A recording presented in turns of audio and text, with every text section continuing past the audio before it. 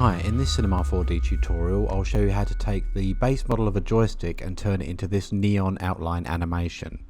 I've made the joystick model available for free on Gumroad, so check out the link in the description below before we get started. We'll look at two ways of setting up the animation to achieve different effects that you can see here. Let me know in the comments below if there are any other posts of mine that you'd like a tutorial on, and please remember to like and subscribe and hit that notification bell button and you'll get notified of when I upload new videos. Okay, let's get started.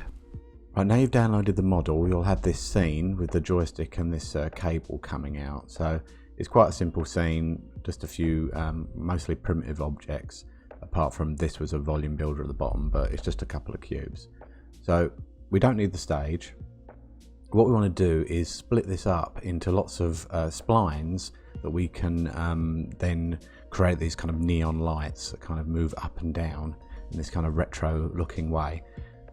So what we'll do is, if I click on the joystick ball, and let's go to like edge mode, and what you could do is you could go in and you could select, you know, each of the edges and, you know, to kind of create your splines, but that will take quite a while.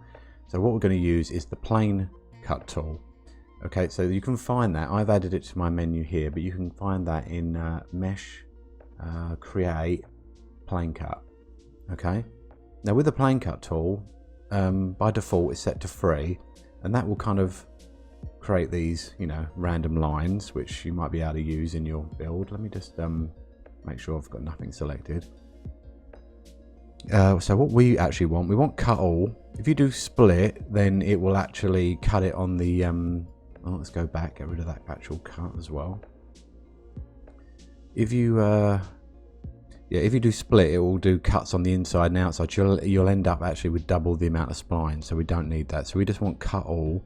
Rather than free, we want to say local, so we can stick to just this object.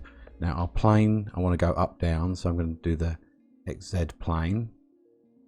Offset, we can just leave at 0. Number of cuts, I'm going to set 20. Okay, so you see now we've got these 20 cuts. And then spacing, so we've got we can change that. Let's change that to 5. And you see we can, you know, choose where we want to make the cut, or this selection of cuts. Now what you can do, if you've got a more complicated shape, or if you want to make sure it's perfectly centered, you can say regular slice, and what that will do is just make your 20 cuts but evenly between top and bottom. I think I might actually not do regular slice and stick with spacing, because I want to maybe have this kind of little one at the top and bottom. Now before I say cut, we want to say select cut, so that once it makes a cut, then we can select it using the edge tool. So let's choose a point, click it, and then you see we've got these selected lines already. So with those lines selected, we're going to need to use another tool. So if you go to mesh, no, actually, yeah, commands, we want to do edge to spline. Now I've got that again in my menu here. If we go edge to spline, what that will do, we'll just hide the ball. See, it's just created these splines from our object. So now what we're going to then want to do is then, so this will work within the cloner, we want to have lots of different splines. We want to have a whole group of splines, so that we can actually, the cloner can, you know, decide, okay, I need to like this one, then this one, then this one, then this one. So we need to break this up into more than those splines. So we can do that using this tool, which is to explode them. So I'll show you where that is. If you go into mesh, spline, and explode segments, again I've just got it here. So if we click that, then it just splits that up into all your separate splines. So that's kind of handy for you know, other uses as well. So what I'm going to do is just select all of those, and I'm just going to call these joystick, so they're all the joystick splines.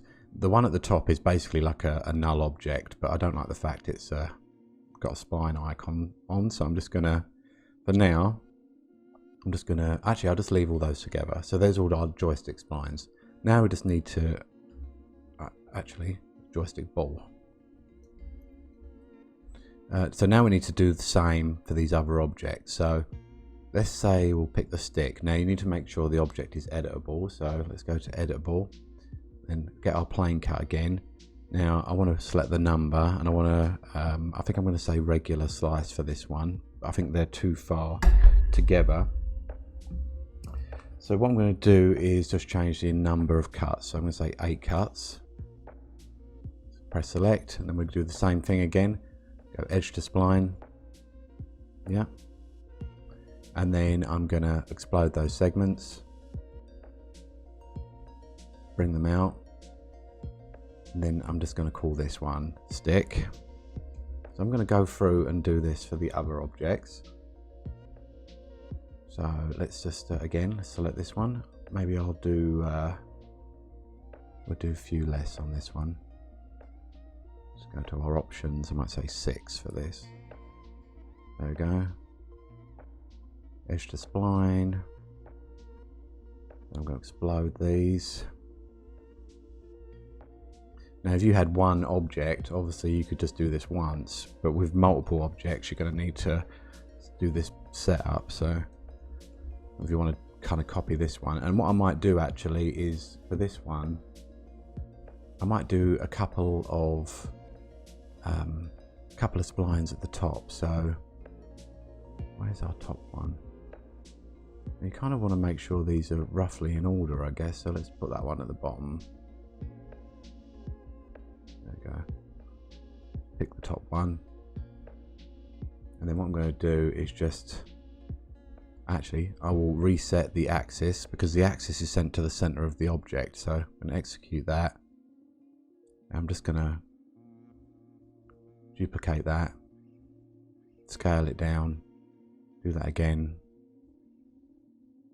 do that again. There we go. So that's our kind of button.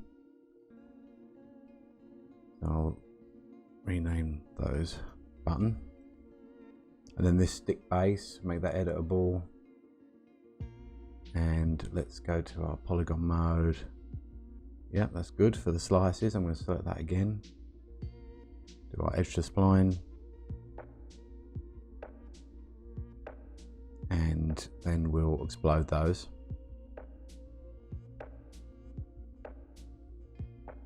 I'll call that stick base. Now we've got these kind of multiple tubes down here that kind of build up. So and then I'm using a step effector to kind of change the scale. So we can kind of use this as a rough guide. So let's get a circle and let's bring it down. We'll put it in here. And let's have a look at the tube, see how wide that is. It says 55 radius, so let's change this to 55, and then let's change the plane to XZ. Let's turn off the cloner so we can line this up. So all I'm going to do is just kind of put one center to there, delete the tube, turn the cloner back on. Now we've got our set of splines. Then I'm going to make that editable, and now we've got our set of spline circles. Okay, so for those I can just leave them as are, but let's just rename them. Let's call this what? Stick big base. So just a couple more bits to do. So we've got the base. So for this one, let's choose our plane cut. I'll probably want more lines than that, so let's maybe say like 10. Yeah, that'll do. So I'll select that, then we'll go, oh, they're already selected, so we can do edge to spline. Let's bring that over, and what I'm going to do is then explode those.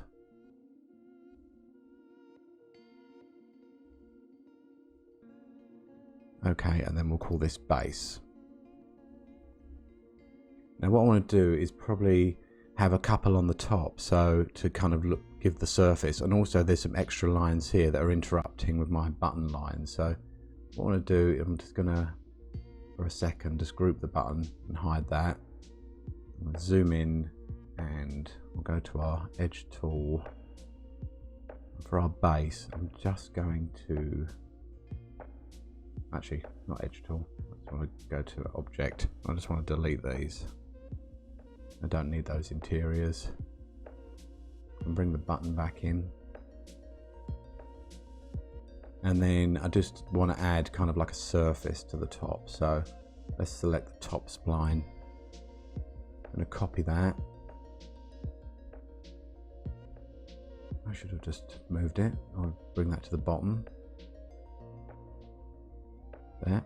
Now I'm going to need to reset the axis so it's centered to that object. And then I'm just going to kind of scale that in a bit. And then I will make a duplicate of that. I want it to be underneath. And I'm going to scale that one. I'm just going to add a few in here just to kind of give an idea of the base. There you go, just like that. So that's kind of like the top of the base, basically. I want that to be in order. Okay, so that's all of the joystick split up. And then for the cable, we've already got the spline, we've already got this. We just need to run a spline. We need to run these along there. So let's get a cloner, add the circle in, and then we are going to say object, select the spline, and then for that spline, let's choose. I should probably set this to uniform 100. That's fine. Can delete that for the moment, and then maybe let's say like 200. Then we've got like a quite defined sort of cable. So that's kind of the setup of all the splines.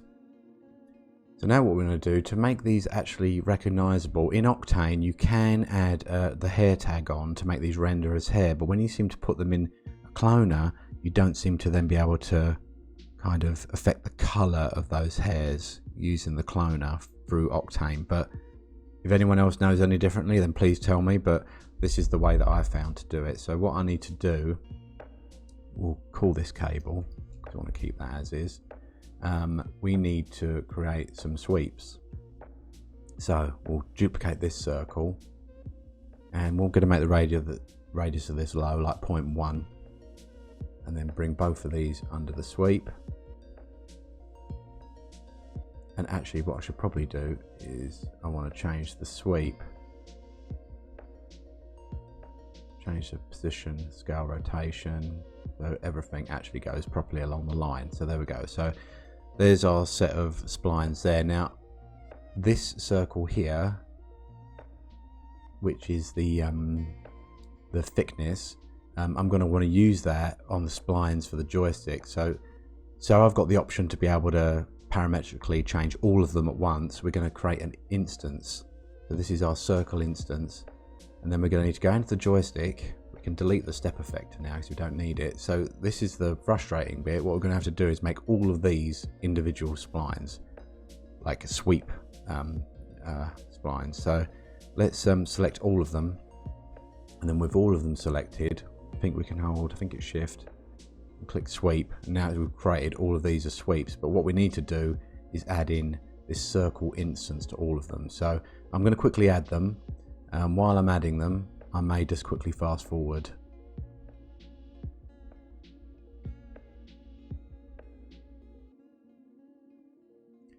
Okay, right, so that's all that done. Now quick tip, let's just we'll hide the cable.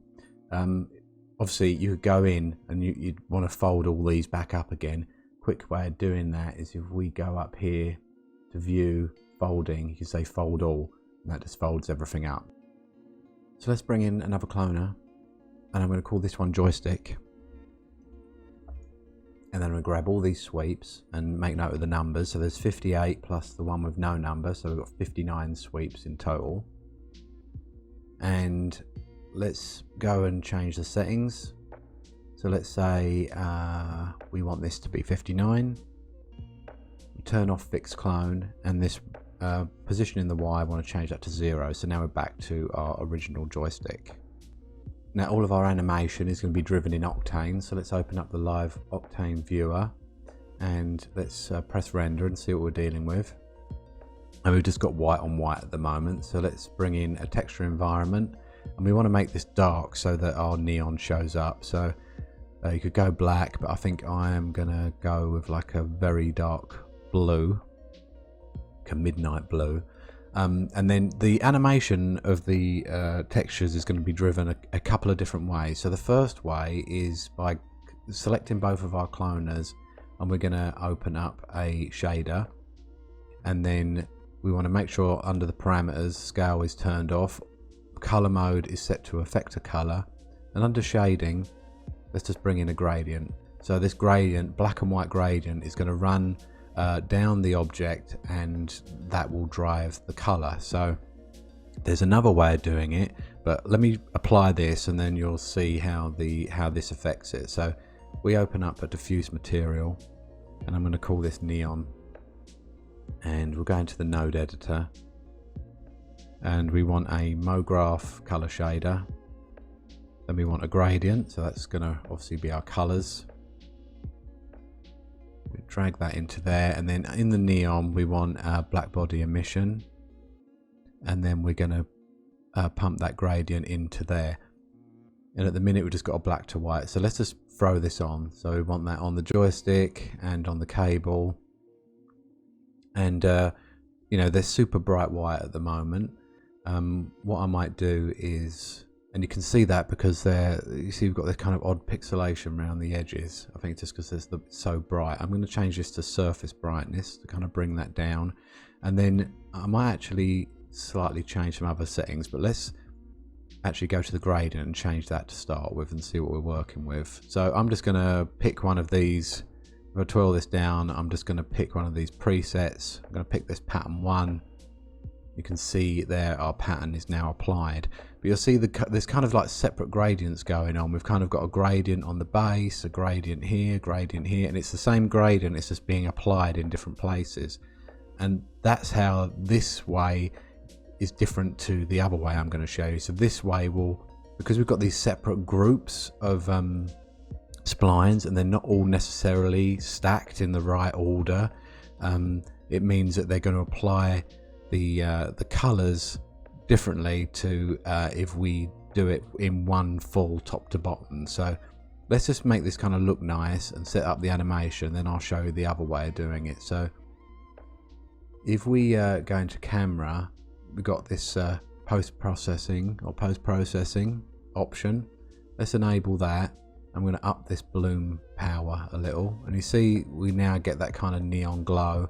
Then I'm going to up this cutoff. See, this cutoff will kind of take down that overall glow, bring that down a bit, just kind of make it look a bit nicer.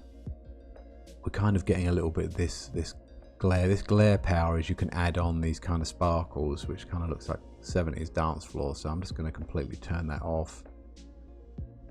Okay, so that looks nice. And then what we can do is animate it. So let's go to our shader. Let's go to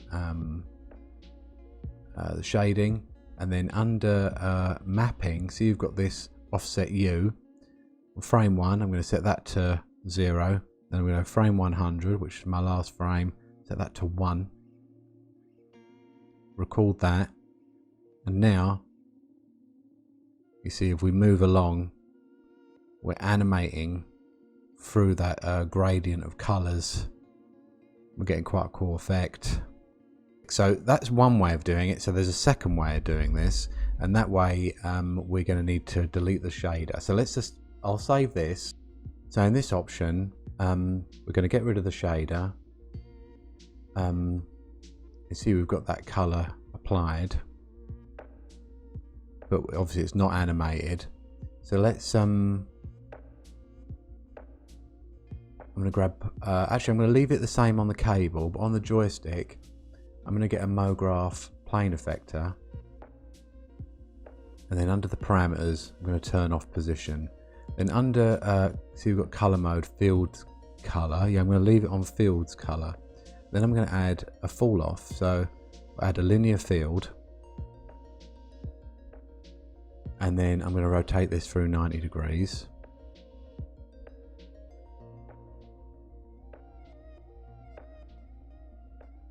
And then move this into position. And then what I need to do is for the joystick, we need to make sure the transform, see this transform here, this is set to white. So that's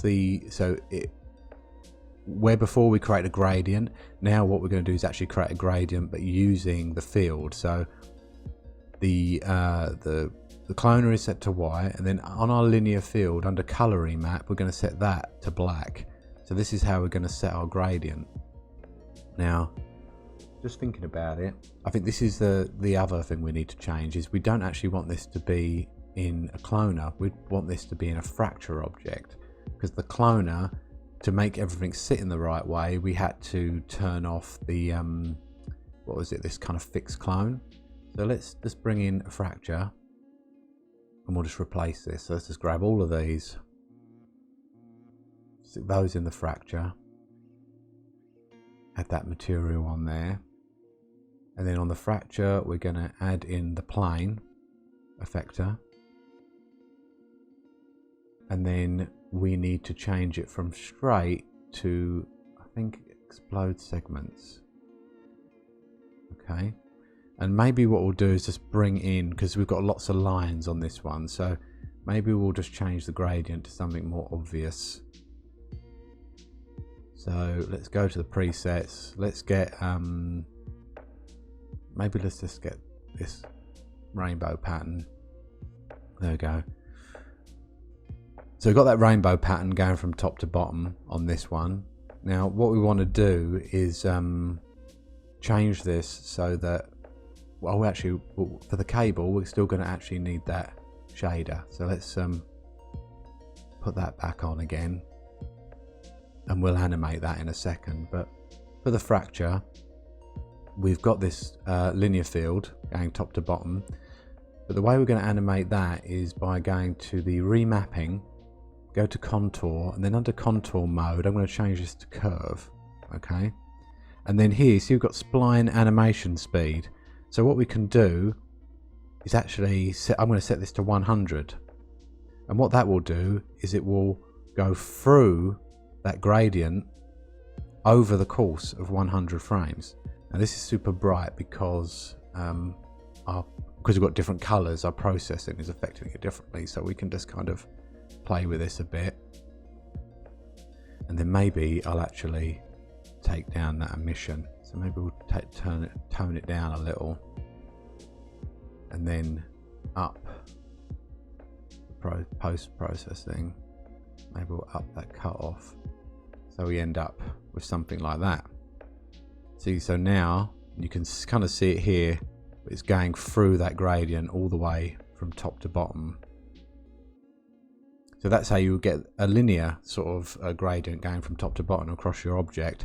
And across this object, obviously, you know, we could have that, we could bring that into this fracture, but I want that to kind of run separately. So that's basically the two ways in which you can create this kind of these neon gradient lines. So I hope you have fun with this and you use the model for whatever you like. Okay, I will see you in the next tutorial. Thanks, bye.